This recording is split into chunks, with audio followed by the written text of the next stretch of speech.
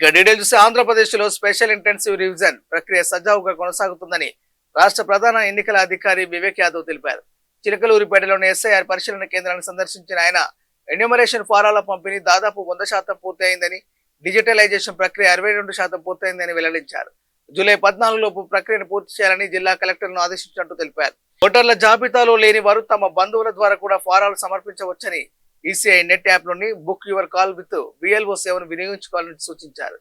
ఈ ప్రక్రియకు అన్ని రాజకీయ పార్టీలు సహకరించాలని ఆయన కోరారు. 40% బిలో 40% 50% అట్లా సెపరేట్ చేసుకొని లో పర్ఫార్మెన్స్ ఉన్న బిఎల్ఓస్ కి మళ్ళీ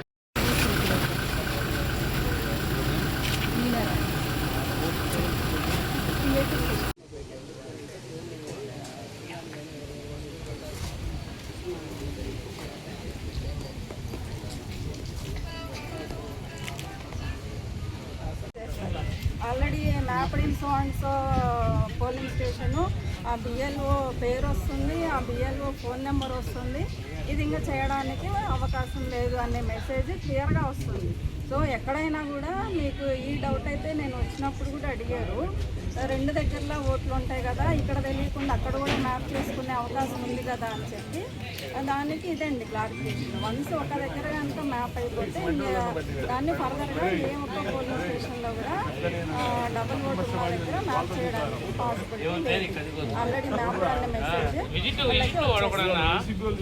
ఆ బిఎల్ఓ ఎవరైతే మ్యాప్ చేయడానికి ఏదైనా ట్రై చేసినా మెసేజ్.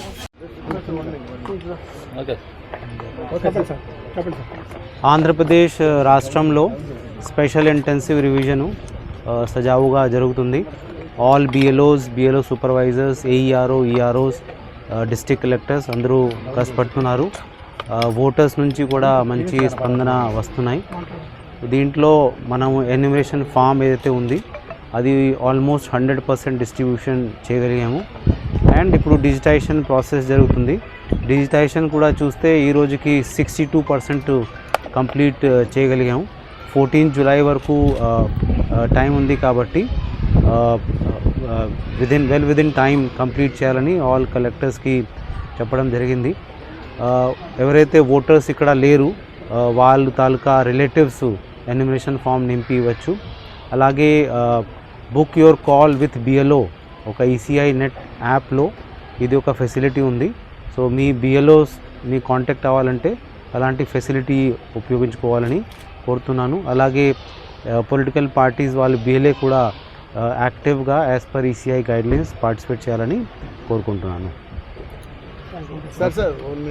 సార్ ప్రక్రియలో భాగంగా ఎలక్షన్ ఇప్పుడు ఓటింగ్ చేంజ్ అవుతుంది కదా సార్, రేపు ఎలక్షన్ పంచాయతీ మున్సిపాలిటీలో దాని ప్రకారమే వెళ్తారు సార్.